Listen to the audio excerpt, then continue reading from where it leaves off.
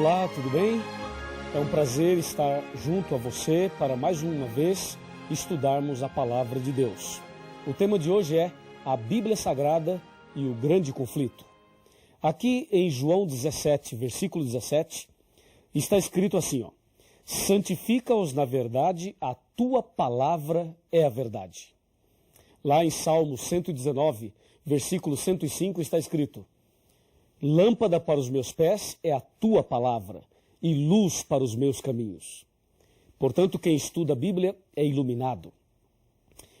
Tem uma luz especial, a luz da verdade. Acontece o seguinte: a Bíblia Sagrada é um livro que tem 66 livros, 66 pequenos livros, sendo 39 no Velho Testamento, 27 no Novo. A Bíblia tem 1.189 capítulos e 31.102 versículos. Ela foi escrita por aproximadamente 40 pessoas em um período de 1.600 anos aproximadamente. Foi escrita em hebraico, aramaico e grego e já foi traduzida em mais de 1.500 línguas e dialetos. O autor da Bíblia é Deus e o personagem central da Bíblia é Jesus Cristo. Assim, você tem alguma informação a mais a respeito da Bíblia Sagrada. Acontece que a Bíblia Sagrada é a palavra de Deus e Satanás não gosta da palavra de Deus. Esse problema podemos detectar logo no começo, lá no livro de Gênesis. Em Gênesis capítulo 2, versos de 15 a 17, Deus disse a Adão e Eva: no dia em que comeres desse fruto, certamente morrerás. E lá em Gênesis 3, verso 4, Satanás, usando a serpente, disse: pode comer, que certamente não morrerás. Você percebeu que a palavra de Deus era: certamente morrerás. E a palavra torcida de Satanás foi: certamente não morrerás. Ou seja, Satanás acrescentou um não à palavra de Deus. E sabe o que diz Apocalipse capítulo 22, versículos 18 e 19? Eu vou abrir aqui a Bíblia e vou ler para você. Apocalipse 22, 18 e 19. Eu, a todo aquele que ouve as palavras da profecia desse livro, testifico: se alguém lhes fizer qualquer acréscimo, Deus lhe acrescentará os flagelos escritos nesse livro. E se alguém tirar qualquer coisa das palavras da profecia desse livro, Deus tirará a sua parte da árvore da vida e da cidade santa que se acham escritas nesse livro. Percebeu? Não se pode acrescentar e não se pode tirar nada. E lá em Gênesis, percebemos Satanás acrescentando uma palavra à palavra de Deus. E aquele acréscimo trouxe algum problema? Claro que trouxe. Ali, baseado naquele acréscimo de Satanás, surgiu a doutrina do espiritismo, de que a pessoa não morre. E isto tem trazido dificuldades hoje para muita gente, e hoje um dos temas mais debatidos é o tema da morte. Para onde a pessoa vai depois que ela morre? Vai para o céu? Vai para o inferno? Vai para o purgatório? Vai para o mundo dos espíritos? Vai para o seio de Abraão? Vai para o cemitério? Para onde vai? Fica flutuando? Reencarna? Não reencarna? E aí? Veja, toda essa questão que eu acabei de colocar foi despertada e foi colocada aí a partir daquele momento em que Satanás, usando uma cobra, disse a Adão e Eva: certamente não morrerás. Quando as pessoas acrescentam alguma coisa ou tiram alguma coisa da palavra de Deus, consequentemente, teremos problemas. Durante toda a história, Satanás sempre tentou mexer, mudar, atrapalhar a palavra de Deus. Nos nossos dias, podemos perceber a sutileza de Satanás ao tentar mexer na palavra de Deus. Vamos analisar isto com bastante carinho, com bastante atenção. Me acompanhe aqui no raciocínio desse ponto do tema. Hoje existem muitas versões da Bíblia, muitas traduções da Bíblia, não é verdade? Existem tantas versões que você pega um versículo e analisa em várias versões, e se não tomar cuidado, uma ou outra parece não traduzir corretamente aquele texto. Aquele texto do hebraico, ou do aramaico, ou da língua grega. E parece que alguns versículos ficam assim meio que no ar. Algumas pessoas tentam interpretar o versículo, e aí complica mais ainda. Por exemplo, há algumas Bíblias aí que quando você pega Apocalipse 1, versículo 10, ali diz: fui arrebatado em espírito no dia do Senhor. Só fala isso, não diz mais nada. Aí algumas pessoas colocam no rodapé lá embaixo da Bíblia, dizendo: o dia do Senhor é o domingo. E já colocam ali o seu ponto de vista. Dessa forma, as pessoas começam a tentar mexer no texto sagrado. Isto não pode. Outras traduções tiram algumas palavras. Por exemplo, a tradução Novo Mundo. A tradução Novo Mundo da Sociedade Torre de Vigia, quando cita lá João capítulo 1, versos de 1 a 3, e diz: no princípio era o verbo estava com Deus, e o verbo era Deus. Depois no verso 14 diz: e o verbo se fez carne e habitou entre nós. Aquele verbo é Jesus. E Jesus é apresentado em João como Deus Criador. Mas na Bíblia, a tradução Novo Mundo, está escrito assim, ó: no princípio era a palavra estava com Deus, e a palavra era um Deus. Esse um entre colchetes e esse Deus com D minúsculo. Colocando Jesus como uma criatura e não como Criador. Além de ser pecado, isto é uma blasfêmia, e com isto há também o problema de mexer na palavra de Deus. E assim, existem outros casos que não temos agora condições e tempo para abordar todos eles. Você já pode perceber que Satanás está também lutando nesse grande conflito contra a palavra de Deus. E uma das coisas que o inimigo é especialista é tentar levar as pessoas a criarem uma falsa interpretação. Hoje, em nossos dias, existem cerca de 36 mil religiões do ramo cristão. E cada religião fala uma coisa.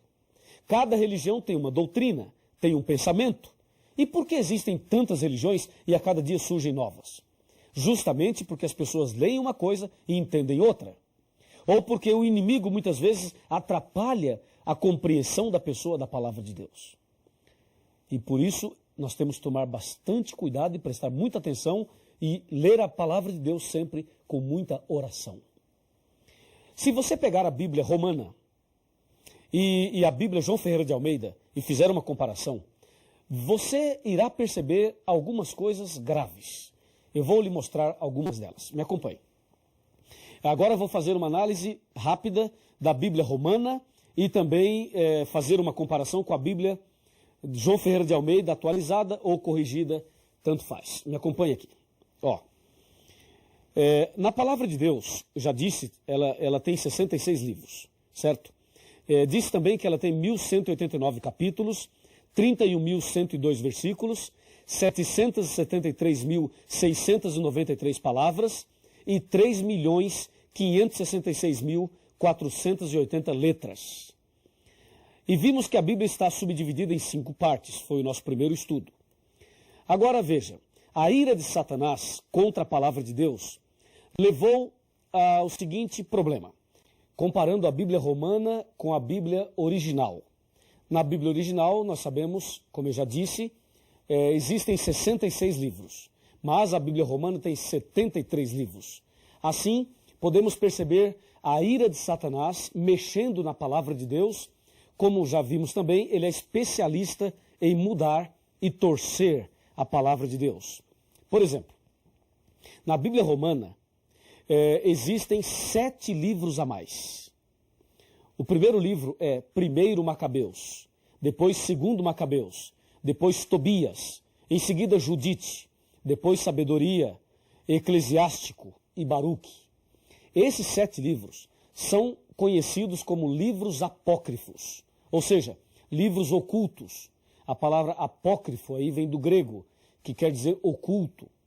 Alguma coisa que não foi revelada por Deus. Então esses 7 livros aí aparecem a mais na Bíblia romana. E mais, no livro de Esther existe um acréscimo. E no livro de Daniel também existe um acréscimo. Assim, a Bíblia romana vai contra um princípio da própria Bíblia, que diz: nada deve ser acrescentado e nada deve ser tirado.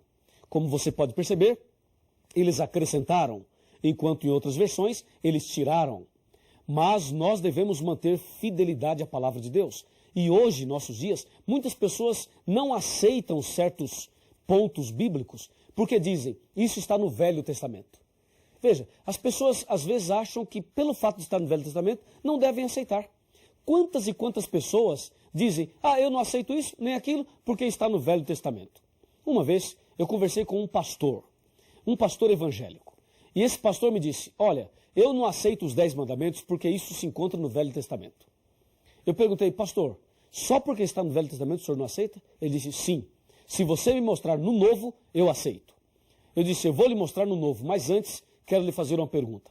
Na sua igreja, o senhor pede dízimo? Ele falou, claro, o dízimo é sagrado. Perguntei a ele, então, onde o senhor encontra a orientação do dízimo na Bíblia? No Novo ou no Velho? E ele disse, no Velho. Então, pastor, por que o senhor aceita o dízimo que está no Velho e não aceita os 10 mandamentos que se encontram no Velho Testamento também? E ele não soube me explicar. Percebe? A Bíblia Sagrada é uma só. Ela deve ser aceita integralmente. E não se pode acrescentar e também não se pode tirar. E espero que isso esteja claro para você. O problema é que esses 7 livros a mais que eu acabei de mencionar, eles trazem mensagens estranhas, erros doutrinários, como orações pelos mortos, falsas curas, feitiçarias, salvação por esmolas e obras, alteração do destino das almas após a morte e também a falsa doutrina do purgatório.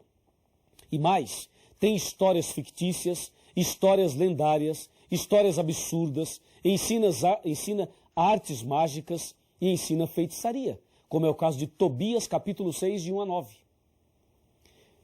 Deu para perceber? Não se pode acrescentar e não se pode tirar. E agora veja o outro ponto tão grave quanto esse. Me acompanhe nesse raciocínio, nesse pensamento. Um outro ponto tão grave quanto esse. A palavra de Deus diz aqui em Mateus capítulo 4, que quando Jesus estava sendo tentado, Satanás disse a Jesus, se tu és filho de Deus, transforma as pedras em pães. Jesus respondeu da seguinte maneira, está escrito, Mateus 4, está escrito. Quando Jesus diz está escrito, Jesus está citando a Bíblia, a palavra. Aí Jesus disse, está escrito, nem só de pão viverá o homem, mas de toda a palavra que sai da boca de Deus. Ok? Muito bem. Aí na segunda tentação, Satanás percebeu que Jesus disse, está escrito. Então na segunda tentação, no versículo 5, diz assim, ó, então o diabo levou a cidade santa e colocou-o sobre o pináculo do templo e lhe disse, se és filho de Deus, atira-te abaixo, porque está escrito, aos seus anjos ordenará a teu respeito que te guardem, e eles se sustentarão nas suas mãos para que não tropeces em alguma pedra. Você notou que na segunda tentação o diabo disse, está escrito? E aí Jesus rebate essa tentação no versículo 7 dizendo, respondeu-lhe Jesus, também está escrito, não tentarás o Senhor teu Deus. Você notou que em um texto o diabo diz, pula Jesus, porque está escrito que Deus vai te proteger. E Jesus rebate dizendo, mas também está escrito.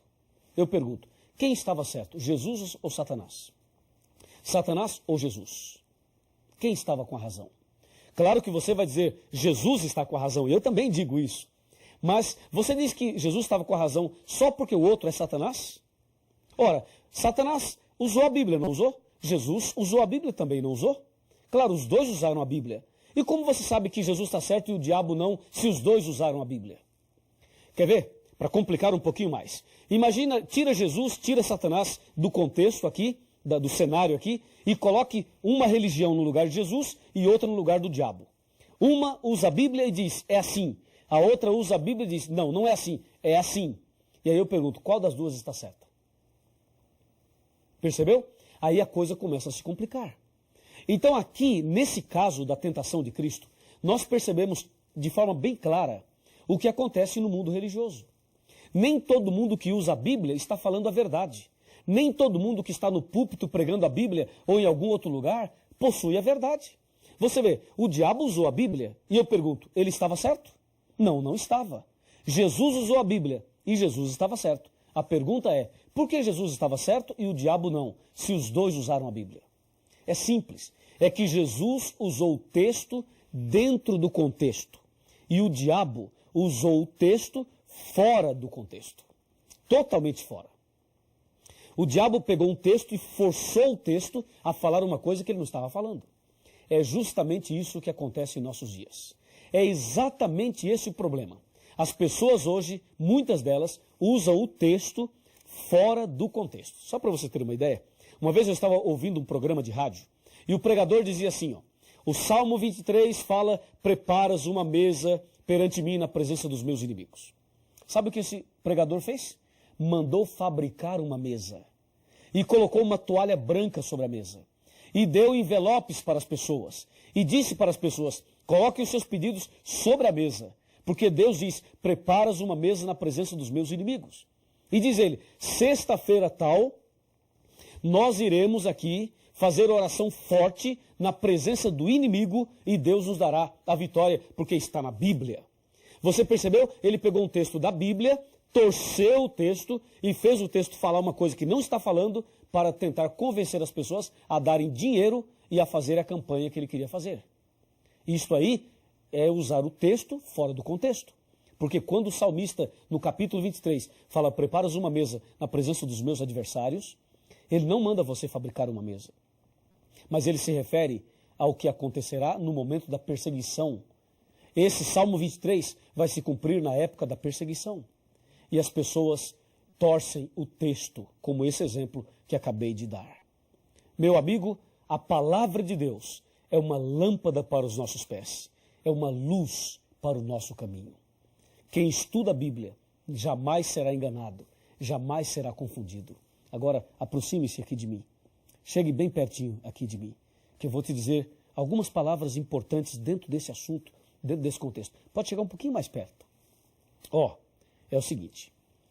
Se você examinar a Bíblia, se você se apegar cada vez mais à palavra de Deus, saiba de uma coisa. A luz da verdade brilhará no seu coração e as trevas serão banidas. E vai se cumprir na tua vida o que está na palavra de Deus. Lembra? Conhecereis a verdade e a verdade vos libertará. Então, não deixe que o engano tome conta de você, mas permita que a verdade ilumine a sua vida. Se você assim deseja, então feche os seus olhos e vamos conversar com Deus. Querido Deus, nosso muito obrigado por esta mensagem da Tua Palavra. Ajuda-nos, ó Deus, a andar nos Teus caminhos e que a Tua Palavra seja estudada a cada dia e que a verdade que encontramos nela possa ser colocada em prática por cada um de nós. Abençoe esta pessoa que estuda a Bíblia conosco hoje. Nas Tuas mãos eu o entrego. Em nome de Jesus. Amém.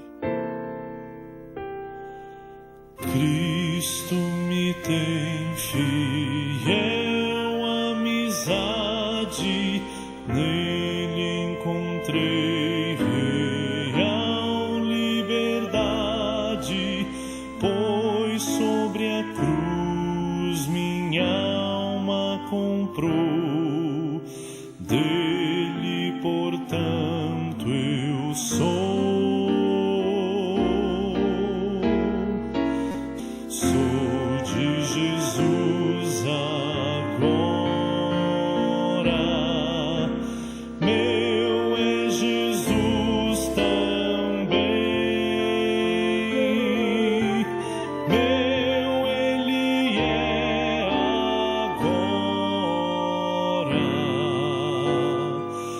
Meu para sempre.